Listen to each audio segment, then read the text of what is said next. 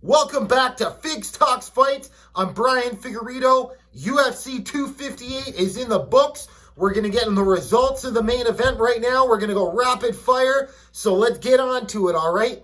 Your welterweight champion, Kamaru Usman, makes his third successful title defense against former teammate, whatever the hell you want to call it, Gilbert Burns. Hell of a fight these guys had. So, starting out, Bruce Buffer stretches out his vocal cords as per usual, yells two guys' names. They're about to touch gloves before it. They're getting right in each other's face. Gilbert Burns offers a touch. Kamaru Usman, not a chance. Whether he made this fight personal, because that's what he needed to motivate himself if he felt disrespected by Gilbert, they're both welterweights at the top of the division.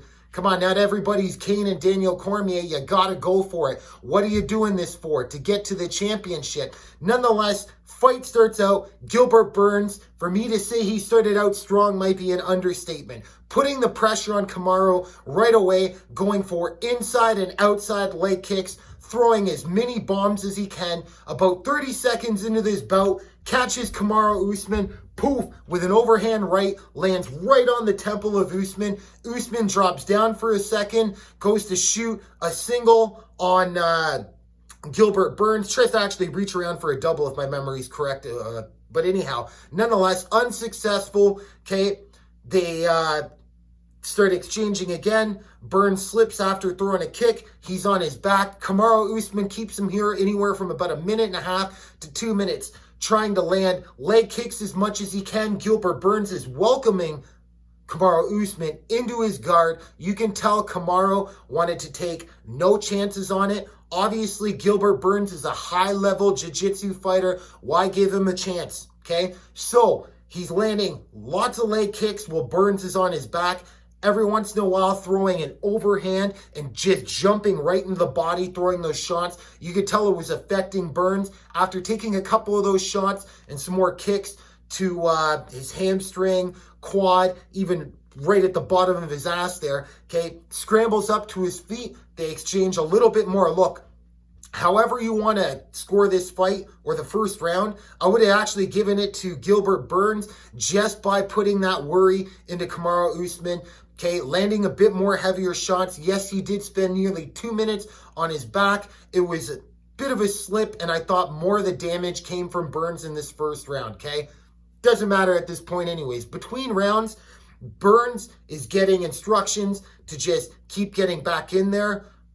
Don't overcommit. Once you have him hurt, stay composed. And the other instructions coming into Kamaru Usman's corner was, listen, create that distance, stick that jab out. And that's exactly what Usman started to do, okay? He started to pick Burns apart, keeping him at the end of that nice, long, straight jab coming out, and you could see it was starting to affect Burns, because as soon as that jab got stiff and landing right in Burns' face, it opened up other shots for Usman to start putting heavier things on to Gilbert Burns, going to the body. These guys were exchanging kicks like crazy in this fight. Leg kicks, body kicks, a couple of attempted high kicks. Now I should correct myself. In the first round, it was actually a high kick that Gilbert Burns attempted when he slipped onto the ground. But anyhow, getting back to it, look, towards the end of the second round in this fight, you could see Gilbert Burns was hurt. He was starting to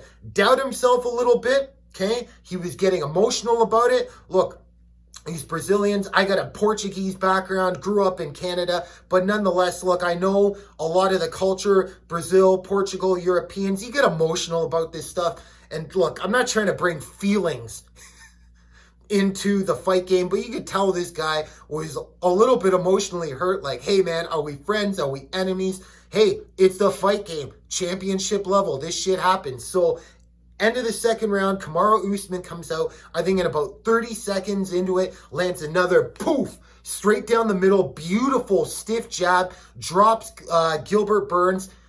Kamaru Usman wasted no time, went in for the kill right away. It looked like Burns was going to survive, keeps turning over, keeps trying to switch from guard. Kamaru Usman had none of it, eventually got a knee on top of Burns' thighs, and then just rained down a few more punches. Boom, fight's called off. Kamaru Usman is your champion, retained.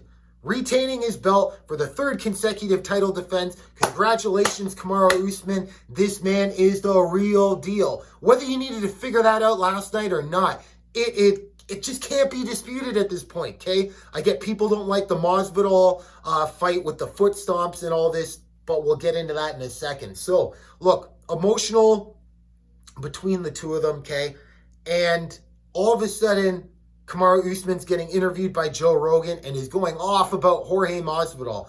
Look, it's obvious he does not like the reputation that fight led to him. Had a 1-week training camp for Jorge Masvidal, maybe running excuses. Who knows whether he's reading what's in the media or not. I wouldn't suggest it, but these are human beings, maybe high-level fighters, but believe it or not, fighters are actually more sensitive people than you may realize.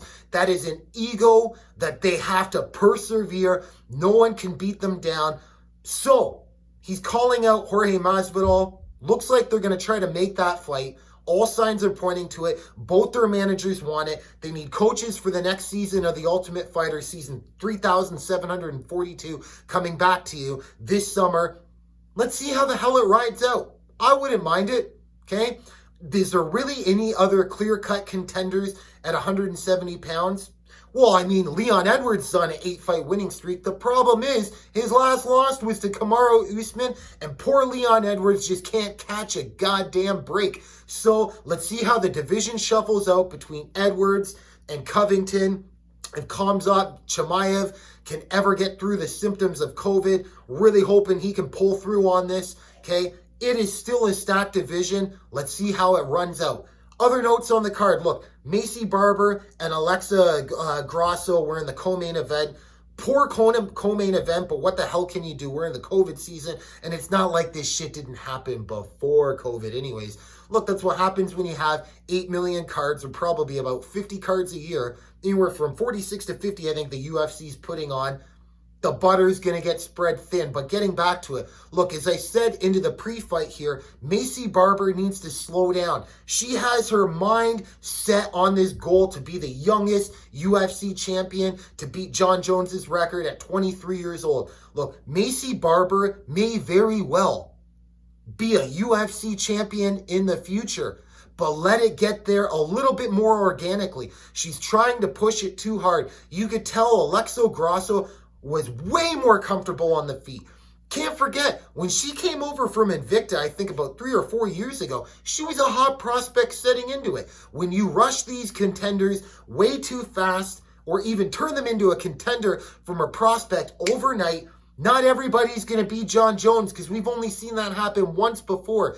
Maycee Barber got pieced up in the first 2 rounds of this fight. She's throwing feints from way outside of the range, okay? Let's just say Alexa Grasso's out here. She's throwing feints that the punches are ending, not even getting Alexa Grasso to actually blink, so that when she went to go step into range, she kept getting countered and pieced up. Look, Maycee Barber has the heart of a champion, at least, because in the 3rd round, she did her best with the tools that she had and ability that she had, okay, to try to close the pace and keep going after Alexa Grasso in this fight. So, Alexa Grasso wins the fight. Congratulations to her. Maycee Barber, keep getting back on the horse. Regroup. I mean, you just got through an ACL surgery, making her last appearance at UFC 246, all right, on that McGregor Cowboy card. Keep coming back after it. I don't want to see her fight anybody in the top 10 just yet. Going after Valentina Shevchenko right now, if that fight were to happen, ugh, gross. I don't know how well it would turn out for Maycee Barber. It would probably be a slaughtering, okay? At least where they're standing right now. But could she be the one to dethrone Valentina if Valentina still has the championship in a couple of years? Why not? Just progress, work your way up, and we'll see what the future has ahead of you, okay? Kelvin Gastelum, Ian Heinisch, they had a great fight, okay? I didn't think this fight was as competitive as Ian Heinisch thought it was. You can see he was getting ready to raise his hand at the end of this fight when Bruce Buffer was calling the winner. I thought Gastelum clearly won this fight. It was competitive, like I said. Ian Heinisch started out strong. I thought he was a little bit more diverse with his strikes.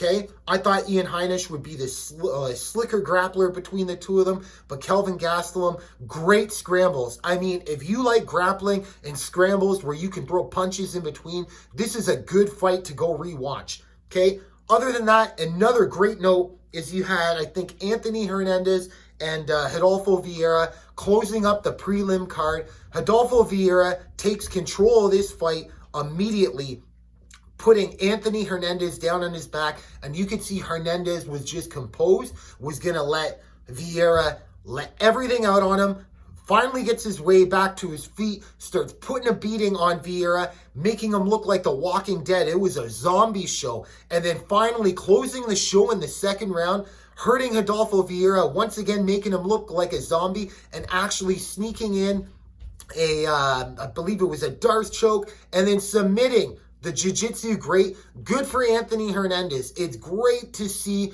a good story. I think he was a 30-1 underdog to win by submission. So how incredible was that? So overall, UFC 258, it wasn't an entertaining night of fights. Can't really complain. All right. Not all pay-per-view cards they may be the same price. The quality is not going to be the same.